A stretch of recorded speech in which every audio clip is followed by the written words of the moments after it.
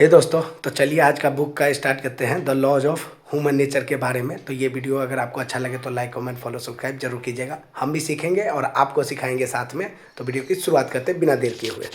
The laws of human nature के बारे में मुझे बताओ ना डिटेल से, इसमें क्या कहना चाहता है लेखक। रॉबर्ट ग्रीन की किताब the laws of human nature. The laws of human nature हमारे अवचेतन व्यवहार और छिपी हुई प्रेरणाओं का एक गहरा विश्लेषण है। लेखक का मुख्य तर्क यह है कि हम खुद को जितना तर्कसंगत समझते हैं, असल में हम उतने हैं नहीं। हम अपनी भावनाओं और विकासवादी प्रवृत्तियों के गुलाम हैं। यहाँ इस किताब के मुख्य विचार दिए गए हैं। तर्कहीनता का नियम। हम अक्सर भावनाओं, डर, गुस्से, ईर्ष्या के आधार पर निर्णय लेते हैं और फिर उन्हें सही ठहराने के लिए तर्क ढूंढते हैं। सच्ची शक्ति अपनी भावनाओं को समझने और उन्हें नियंत्रित करने में है। नार्सिसिज्म, आत्ममुग्धता। हर इंसान में आत्ममुग्धता का एक स्तर होता है। लेखक सुझाव देते हैं कि हमें अपनी ऊर्जा खुद से हटाकर दूसरों को समझने, एम्पैथी में लगानी चाहिए। मुखौटों के पीछे देखना। लोग समाज में अपनी असली पहचान छिपाकर रखते हैं। हमें बॉडी लैंग्वेज और सूक्ष्म संकेतों को पढ़ना सीखना चाहिए ताकि हम उनके असली इरादों को जान सकें। अपनी छाया, शैडो को समझना। हर व्यक्ति के अंदर एक अंधेरा पक्ष होता है जिसे वो छिपाता है।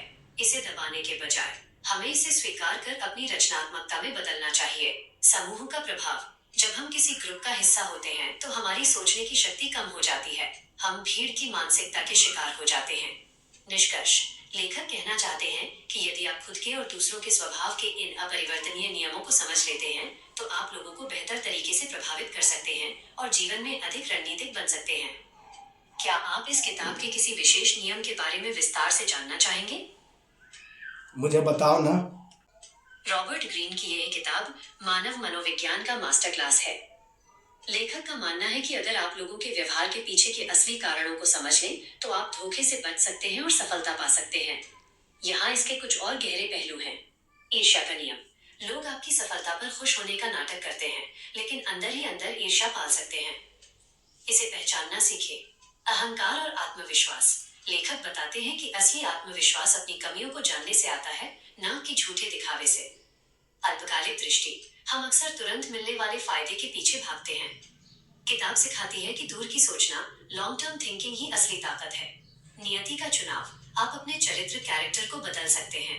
लेखक कहते हैं कि हमारा स्वभाव ही हमारा भाग्य लिखता है, लेकिन जागरूकता से इसे बदला जा सकता है।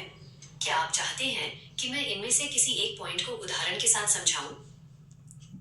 बताओ ना मुझे। का सबसे जरूरी हिस्सा है इरैशनैलिटी। इरैशनैलिटी। लेखक कहते हैं कि हम खुद को बहुत समझदार समझते हैं, लेकिन असल में हमारे 90% फैसले भावनाओं के दबाव में होते हैं। यहाँ 3 प्रमुख नियम दिए गए हैं जो आपको दूसरों से आगे रखेंगे। ईर्ष्या का खेल। लोग आपकी कामयाबी पर मुस्कुराते जरूर हैं, लेकिन उनके सूक्ष्म संकेतों जैसे नकली हंसी या अजीब कमेंट्स पर नजर रखें। इसे पहचानना ही बचाव है। दिखावे का मुखौटा। हर इंसान एक रोल प्ले कर रहा है। उनकी बातों पर नहीं, उनके पुराने रिकॉर्ड और बॉडी लैंग्वेज पर भरोसा करें। अपनी डार्क साइड, द शैडो। हमारे अंदर एक बुरे इंसान वाली प्रवृत्तियां भी होती हैं। उन्हें दबाने के बजाय उन्हें स्वीकार करें और अपनी एनर्जी को काम में लगाएं। क्या आप चाहते हैं कि मैं आपको लोगों के असली इरादे पहचानने के तरीके बताऊं? कोई भी बता सके, किसी को सिखा सके कि कैसे दूसरों के इरादे पहचान सके। दूसरों के असली इरादों को पहचानने के लिए आप अपने दर्शकों को ये 3 गुप्त संकेत सिखा सकते हैं। अचानक तारीफ। अगर कोई बिना वजह आपकी बहुत ज्यादा तारीफ करने लगे तो समझ लीजिए कि वो आपसे कुछ चाहता है या अपनी ईर्ष्या छिपा रहा है। अशाब्दिक संकेत, बॉडी लैंग्वेज। लोग झूठ बोल सकते हैं, लेकिन उनका शरीर नहीं। बात करते समय अगर कोई नजरें चुराए या पैर दरवाजे की तरफ रखे तो उसका मन वहां से जाने का है या वो असहज है। मजाक में कड़वाहट। अक्सर लोग अपने दिल की भड़ास या नफरत को सिर्फ मजाक था कहकर निकाल देते हैं। उनके व्यंग्य, सार्केज्म पर गौर करें, उसमें अक्सर कड़वा सच छिपा होता है। क्या आप चाहते हैं कि मैं इनमें से किसी एक पर एक छोटा स्क्रिप्ट या स्पीच लिख दूं? No thank you. आज के the laws of human nature के बारे में समझाने के लिए धन्यवाद।